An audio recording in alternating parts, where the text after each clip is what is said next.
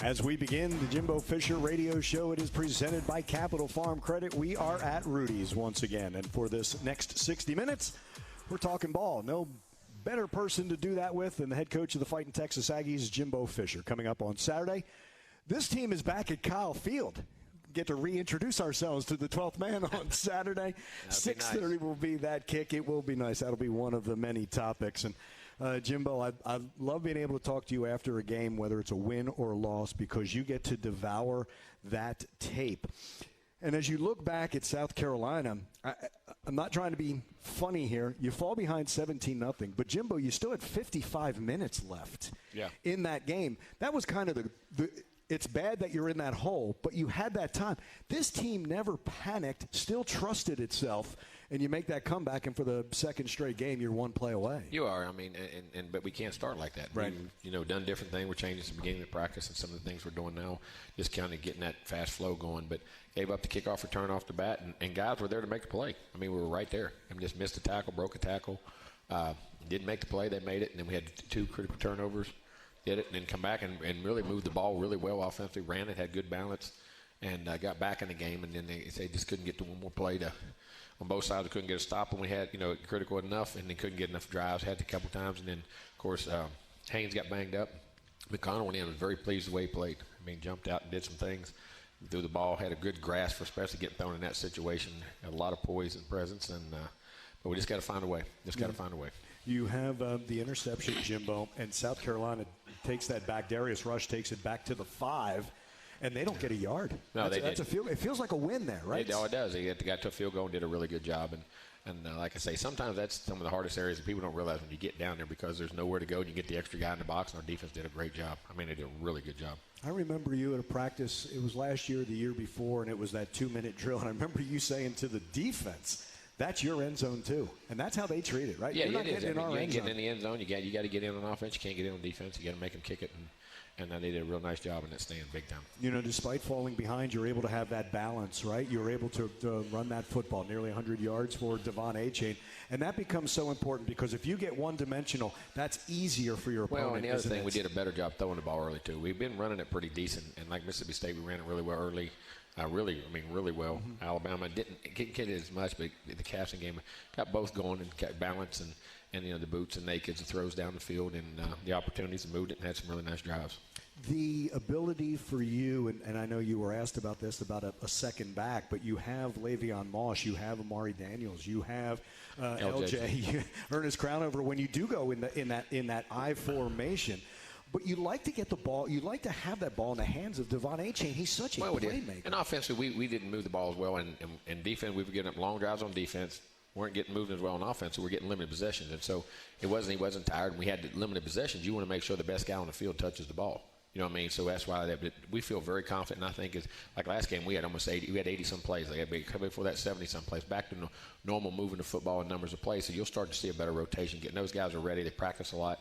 Feel very good about putting them in the game and playing. And they're very talented. It's no longer, Jimbo, telling them, hey, you got to get to the line. Like that's now second nature for them to be able to get to the line and be ready for that snap. They are. They're doing a good job. And those guys will be talented and they'll get their opportunities. At the end of that game, before the great onside kick, and you talk about working to perfection, you have got to have the trust in a Randy Bond that you can kick that field goal and get the onside kick. Like the field goal's the first thing there. That's how much trust you have. Well, we had, and the only way you could have enough time.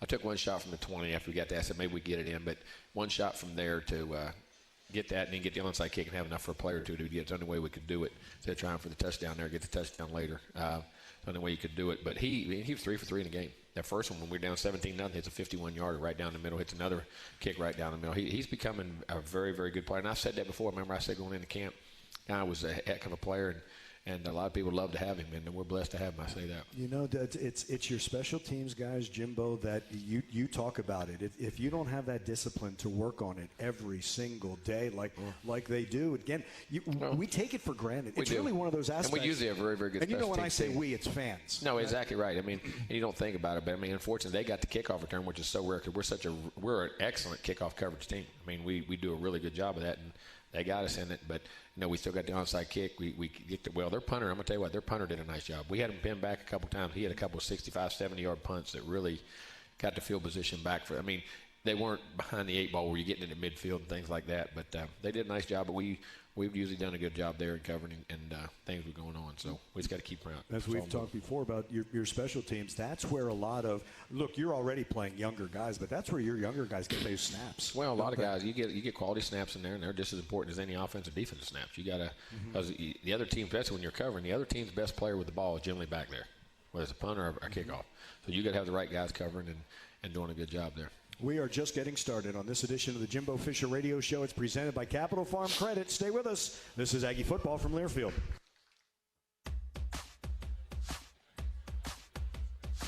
Texas Farm Bureau Insurance wants to provide a trip for 12 to the Auburn game. That's on November 12th. To register for the 12th fan trip, visit 12thman.com/12thfan. Texas Farm Bureau Insurance is a proud corporate partner of Texas A&M Athletics. We continue with the Jimbo Fisher Radio Show. It is presented by Capital Farm Credit. A reminder that Saturday we are at Kyle Field. 6:30 is the kick. 5:30 with our St. Joseph Health pregame show, the Aggies and the Ole Miss Rebels. And we'll get to that game in a little bit as we keep revisiting Saturday against South Carolina. And Coach, I wanted so badly. It's 17-14 at the half, and I wanted so badly in that first drive of the third quarter to take the lead. That did too. We moved it really well. Hit the first pass, run our RPO, was going to hand it off. They bunched the box, so we were running it. Hit the 17-yard post. Next one had a run, and they jumped in the box, hit the 7-yard flat. Got another first down, got right there to the 40. Had a nice shot. We just didn't get. We had a post coming and a corner that was really going to be there. We just didn't quite get enough time. Had to throw it away, and then. Had a RPO and the same thing. Got right there to 40 and got stopped. We pit them, and they got it back to we had them down to the 4-yard line. Unfortunately, they got a couple first downs, 2 or 3, and then punted it and pinned us back. And we got 1.5. We got to about the 20-some. We didn't hit one of our better punts. That was one of the times we didn't hit that long punt. They got it and scored and got up, and we had the chance to get back right there. And I thought that was a crucial part. But then we got the turnover and come right back and got it again, 24-21, and then had one drive, and then that's when Haynes got hurt. But then Connor still come in. We had opportunities right there, and he moved it, made good plays. We couldn't get the running game going enough in the second half. And they had those. Then they took that one long drive and took it all the way, which we had backed up still 24-21, had a chance, and they took it. And both drives we were there. We had plays there. We just didn't. We missed some tackles. Their back was good back and broke it. And we couldn't get the one little drive on offense. We couldn't get that last stop. And that made the difference in the game. Yeah. And at the end, of course, we got to stand and went back and got it and did that. But those opportunities right there is where we really had a chance, in my opinion. You're able to get 2 turnovers. Bryce Anderson makes a play, and as he made that play, he was adamant it was a fumble. Yeah. In a case like that, you trusting your player right there? Yeah, they all think so. But most of the time, if you ever go back, you're probably about 3 out of 4, 75, 80%. You're probably right. And that's with him. He's got a really good head on. She understands when it happens. And we saw it. I thought it was at the time, but you never know with that replay. And sometimes you don't really know the replay. And even then, exactly right. But just on that back end, you have him, you have Jared Kerr, and I don't know if people understand. Those are true freshmen. Jimbo, unless you don't have a roster, you don't know that they're true freshmen. Yeah, that's what I say. It's like I said, you got those 2 playing there. You got a couple guys up front. You got Donovan Green. You got Evan Stewart, you got there's a lot. You got Cam Dewberry started playing in there, and plus the defensive line group that got in there. Luckily, it's great to have McKinley back. I don't mean to get off that, but getting McKinley back makes a big him up there front. He had the best camp of anybody we had, and it was a shame he got banged up there at the end of it because he not only makes plays, he disrupts. He really disrupts, and get him, Shamar Turner, and those guys all back at the same time in that front really.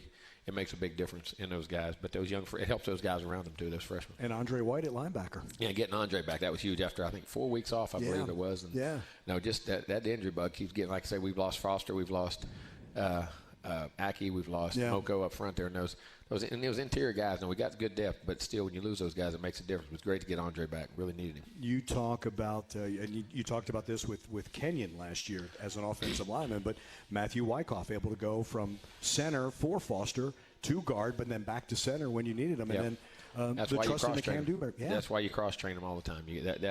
That one, to teach them what the guy beside him does, and 2, you're going to have to mix and match guys at times. When you talk about cross-training, not just positions, do you like at some point over the week to have the linemen also work on the left and right side? Is there a difference there? No, there is a doubt, because that becomes a technique thing. Sometimes that can become a really big deal. And just, hearing things backwards, and as I say, backwards, the other side takes a little while. But now, have you got experience? No. When you're young, yes. Yeah. And because it becomes the technique is the thing. Those older guys get it down both ways, and they get that's why Kenyon could do it both ways so good last year. Yeah, I'd be remiss. Fadil Diggs. Oh, man. Love him. I love watching number 10 play defense. You know, it's funny. I love watching him practice. I love him talk to the team. I love the way he acts. Everything about Fadil is about success, and it's about the right thing. It's about team. It's about his individual ability to do well so his team can do. I mean, he's that guy, and he affects the guys in such a great way. And he practices that way. In the meetings, he's that way. In school, everything he does is that way. We talk sometimes so much about offensive players being those guys that get all the attention. But Ole Miss has to know where number 10 is, right, on that defense. Yeah, he can stand, he can move, he does a lot of good things up there, and he's really developing it. And you know, he should be. He's the success he's having, I'm so happy for him because he deserves every bit of it. What is it about that area, Jimbo, that's been so good to you, that Philadelphia-Camden area there? You know, it's good ball. I mean, that Philadelphia, and you go back in the history of sports, to Camden and Philly, I mean, it's great ball. Yeah. Great basketball and football. Yeah. I mean, all sports. But that area, it's a highly athletic, good group. And, you know, we had quite a few of those guys, even when I was at Florida State back then. That area is always produced. And then once you get them, right, it gets around, doesn't it? Well, in your community, if you guys are treated well, they do well, and they can relate to you. And, hey, Coach D, he did a great job with me. He did this. And it's not hearsay or promises. It's go to find the people that are there. And, you know, when the people in your own hometown can tell you that, it makes a difference. He is Jimbo Fisher, head coach of the Fighting Texas Aggies, taking on Ole Miss on Saturday, 6:30 at Kyle Field. We will continue with the Jimbo Fisher Radio Show. It's presented by Capital Farm Credit. Stay with us. This is Aggie Football from Learfield. Barker's Heating and Cooling, proud to be the official heating and cooling provider for Aggie Athletics, earning your seal of approval since 1979. A lot's changed since then, but our pride in Aggie football and our commitment to providing great service remains as strong as ever. Barker says, "Gig 'em, Aggies." New Braunfels, Fort Worth, Alba Golden, Flatonia, Kyle, Nick's grandma and auntie in Melbourne, always checking in, right? And how about James Anthony checking in from Thailand? He's in a city just north of Bangkok. Usually gets the replay, but he had to listen. He's listening live tonight. And thank you very much. Dylan has said movie night at Olson Field, courtesy of American Campus Communities. They're listening to us as well, right there. God bless them. on the baseball field. We continue talking with Jimbo Fisher, who, again, if we have to bring it up, you're just a shortstop and a pitcher, right?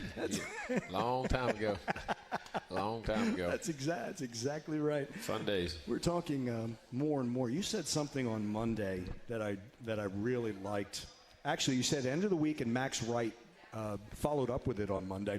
And you talked about being in the foxhole. This time of year, this is when you're going to find out who you want to be in that foxhole with. And Max said that. And then I asked you today in your office, you find that out as well when you're down 17-0. Well, you do all the time. And adversity in tough situations in game. I mean, you see it whether it's a game, whether it's a situation. You know, like now we're not having as much success and all that. I said, you know, and adversity, you know, they say builds character. Well, it does eventually, but it reveals it first. It reveals what it is and what it's about and how you got to handle things and how much do you change. There's no reason. I mean, not change about what you're trying to do and do it better, but as far as who you are as a person and what you do and how hard you work and how you look at things, no matter what the situation is, and that reveals a lot about you. It really does, and proud of the way our kids are handling it. They seem to be coming together even more, Jimbo. Like, I don't hear you as much in practice.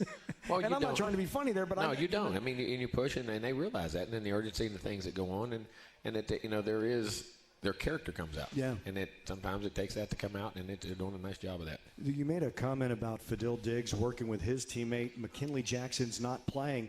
Jimbo's, he's working with his defensive line mates on technique, and then he also is taking the opportunity to work with offensive linemen with technique. He's not playing, but he's having an effect on those players. You do, and that's what you got to do. And I always say, great players are the only guys that affect their teammates in a positive way every day, and it doesn't, and how they do it. You know, and sometimes you can be hurt. You can be different ways to do it, and without a doubt, doing it. You also mentioned something, and I had to write it down. You talked about the I in win. Can you explain that a little bit more? Yeah, I mean, everybody says there's no I in team. You don't want that. Well, no, but there is an I in win. Your individual responsibility to be the best you can be for your team. And, you know, there's a selfishness. There is some selfishness to being a great player. That you want to play great. So that's for myself. But if I do that within the concepts of what I'm doing, then my team gets better. And everybody has to take that approach.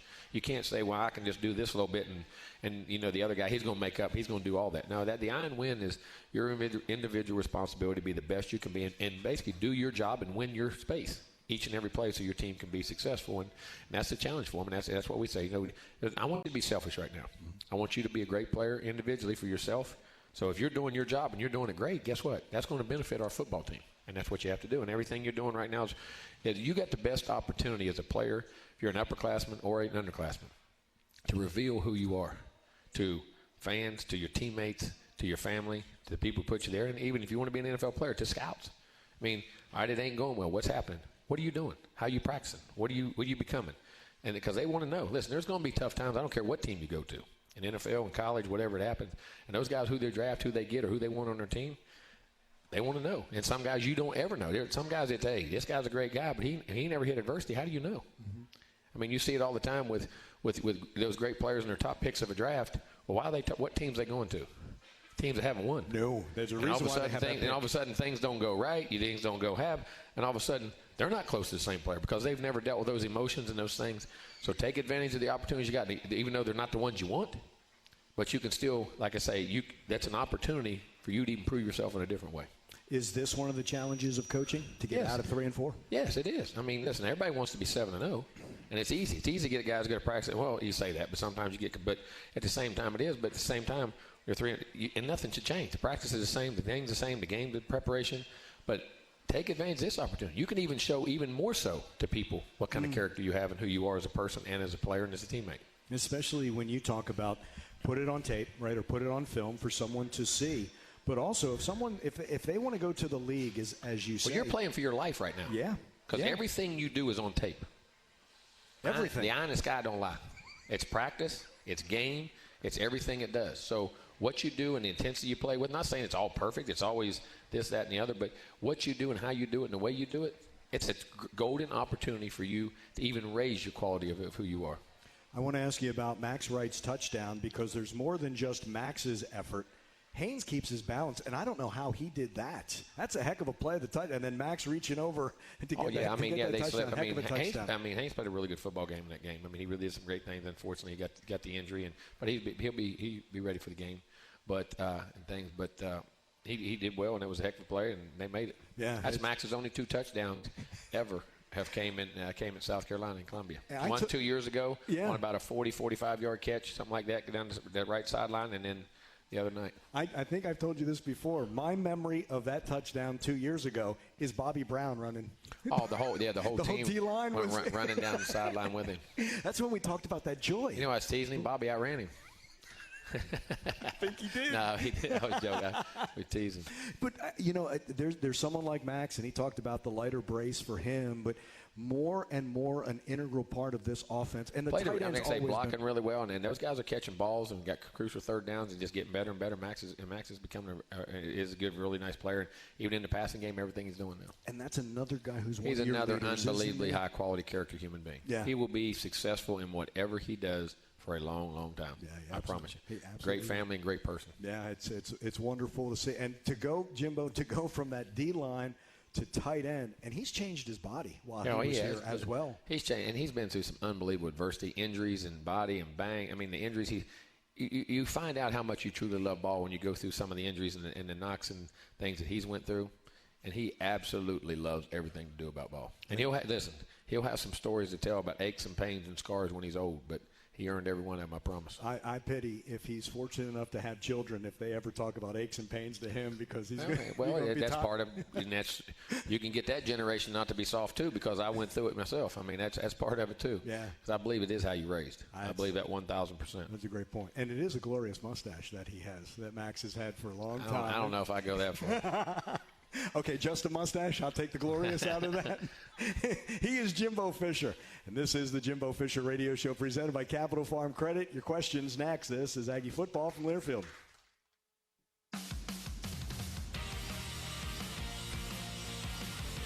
The Jimbo Fisher Radio Show is brought to you by Capital Farm Credit, the largest agricultural lender in Texas. Capital Farm Credit, together, we're better. Hey, on Saturday, this is – am I allowed to move this now, by the way? to the camera. Okay, yeah, this has been sitting here. You've noticed it. It's the Texas A&M. It's the Yeti. Limited edition. It is only available at Kyle Field. I'm going to put it so you can't see me any longer. $49.99 for a soda purchase, $59.99 with an alcohol purchase. It's available at Kyle Field, the concession stands in the premium areas. Again, exclusive for the 12th man. First buy while supplies last. You can't get this any place but Kyle Field. So I'm just keeping it here so everyone can see. Now, I may keep it. Nothing better than a Yeti. Nothing better than a Yeti. No, isn't that nice? They are. I'm liking those a lot. Tell you what, that's an amazing thing when that got them there, huh? Yeah. They really are. Yeah, just incredible. So glad that they are partners with us. Jimbo, first question. You surprised what LSU did to Ole Miss over the weekend? Yeah, I mean, it was interesting because Ole Miss was up 17-3 in the game.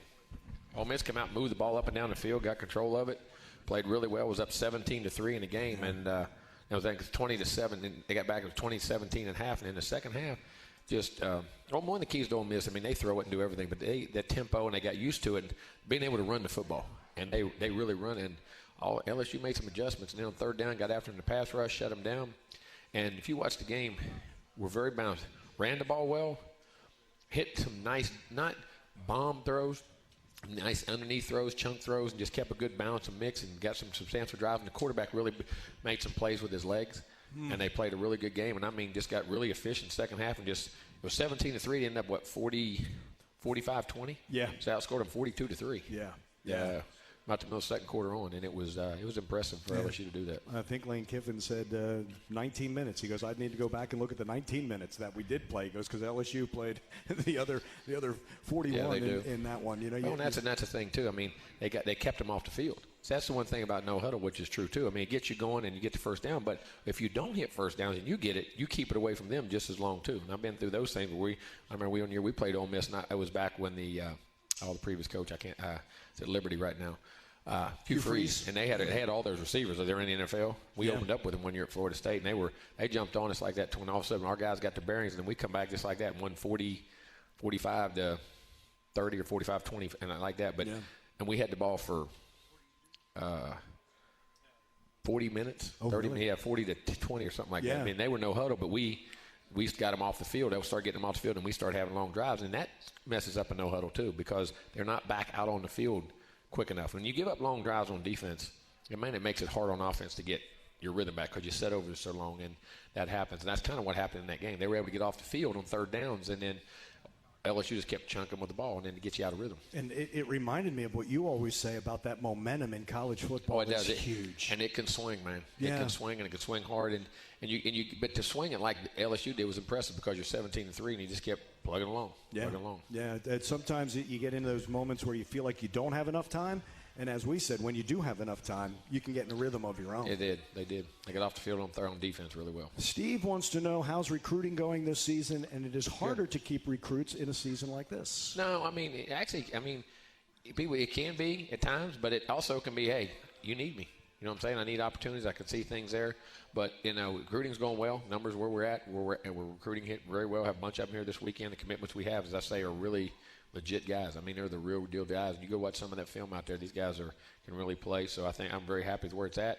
There'll be a few more, but also won't have the 30 number like last year. That's not one of the goals we're having for this year, but it's going well. And that's the nice thing about being at home, right? You get them on you've talked about this campus. You've talked about Texas. I told our home recruiting people that were there, I said, y'all had a month off. Y'all was like having a summer vacation. I mean, you never get a month off in college football. All the they work hard during the week. I joke, but I mean, game days are. When you're getting 300-400 kids there with that's 1,000-some people. I mean, it's a stress on those folks. And I just teased them to death.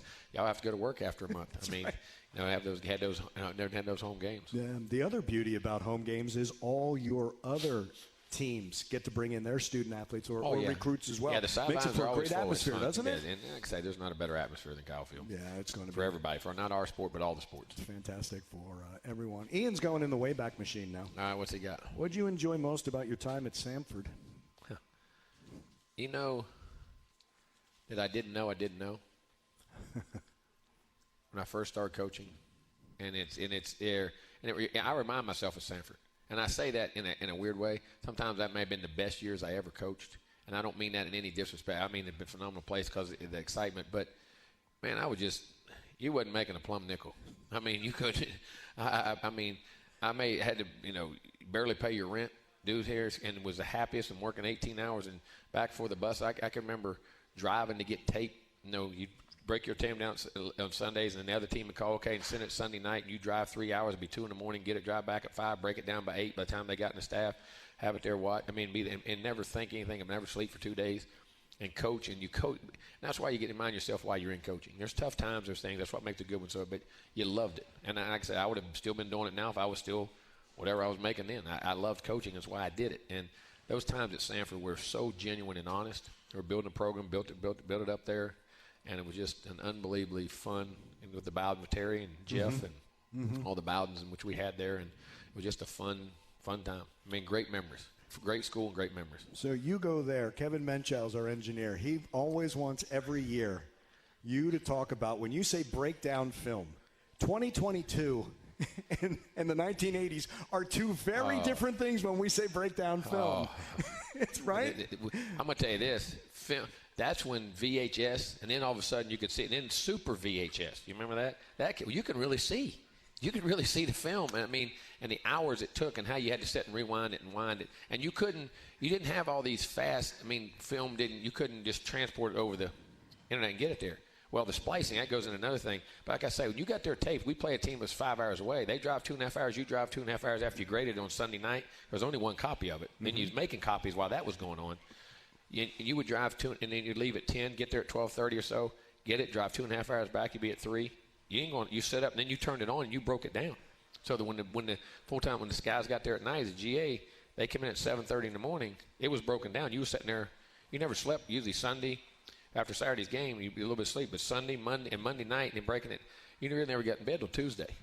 And what you did, and then if you spliced it like film, he said, like what you would do, you would take through the old 16 millimeter films.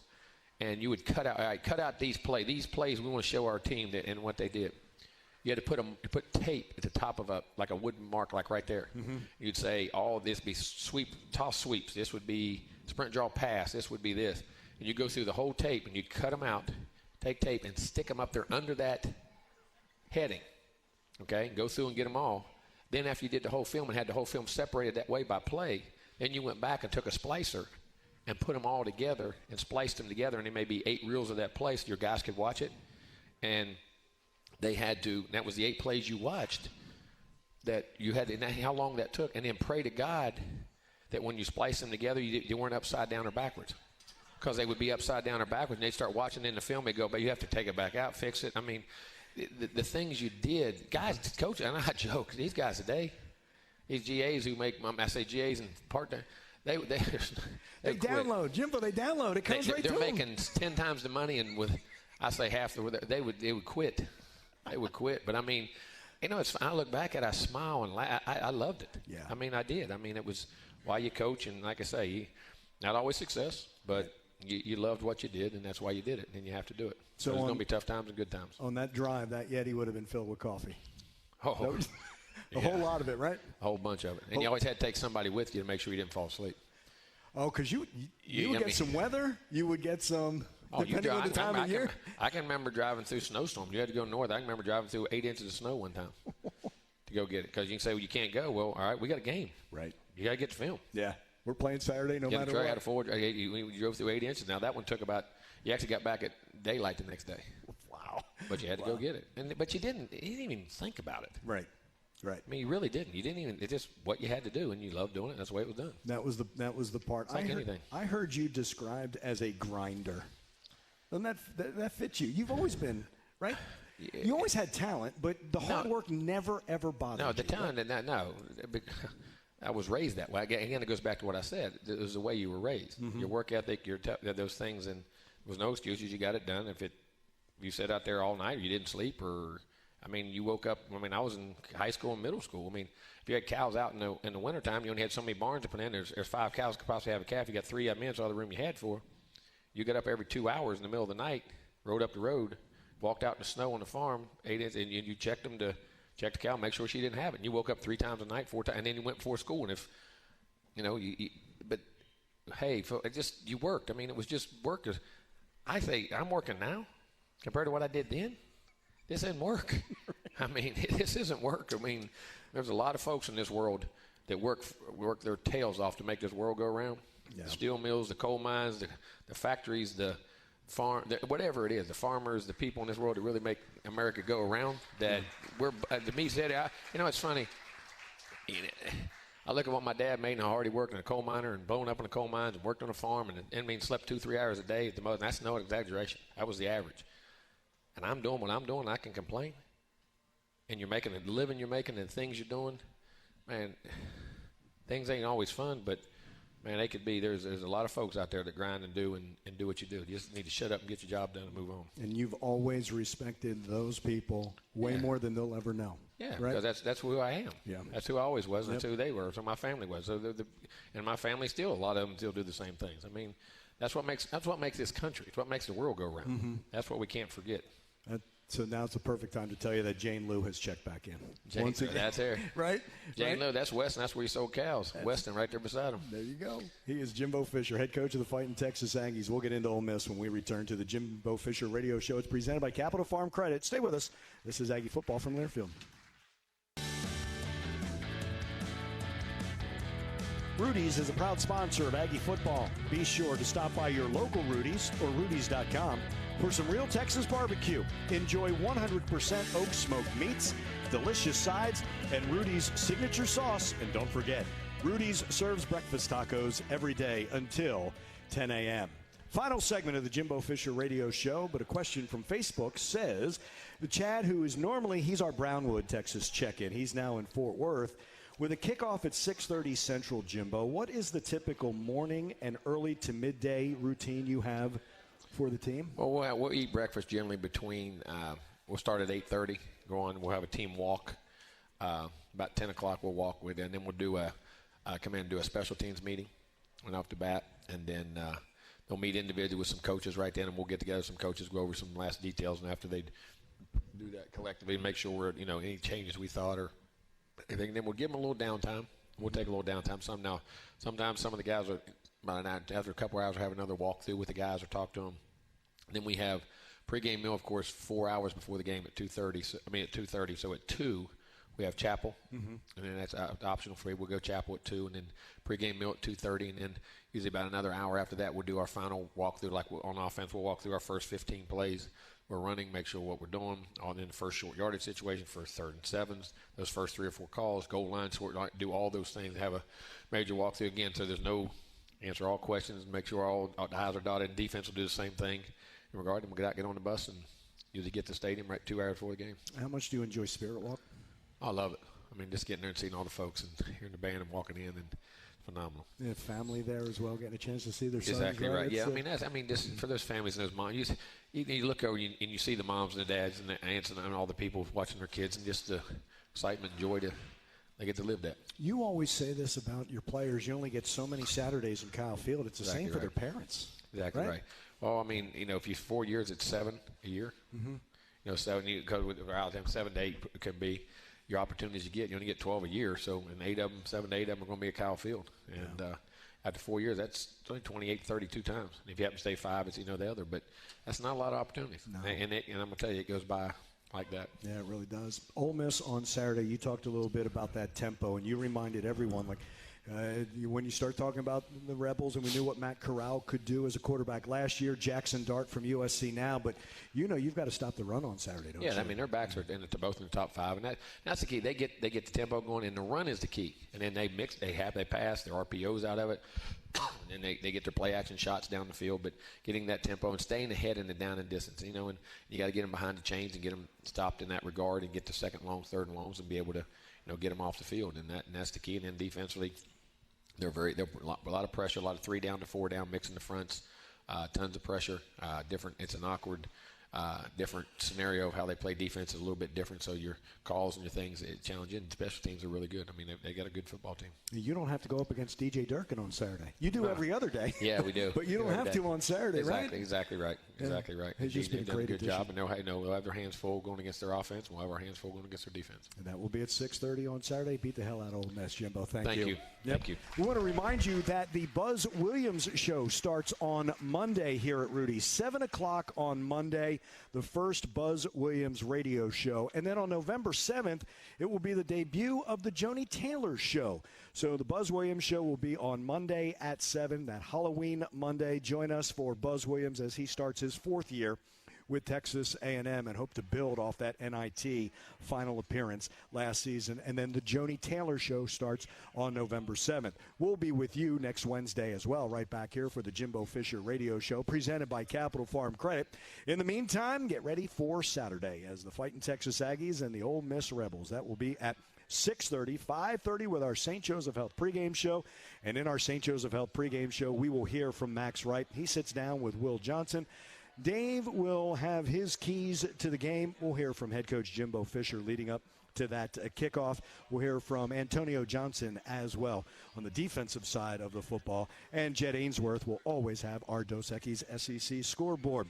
Kevin Menchow is the engineer here at Rudy's for the Jimbo Fisher Radio Show, presented by Capital Farm Credit. Tony O'Neill is the producer in our Learfield studios for head coach Jimbo Fisher. I'm Andrew Monaco. Thank you so much for joining us for the Jimbo Fisher Radio Show. It's presented by Capital Farm Credit. We'll talk to you 5:30 on Saturday from Kyle Field. It's going to be so good to be home. Thanks so much for joining us. Thanks and gig 'em. This is Aggie Football from Learfield.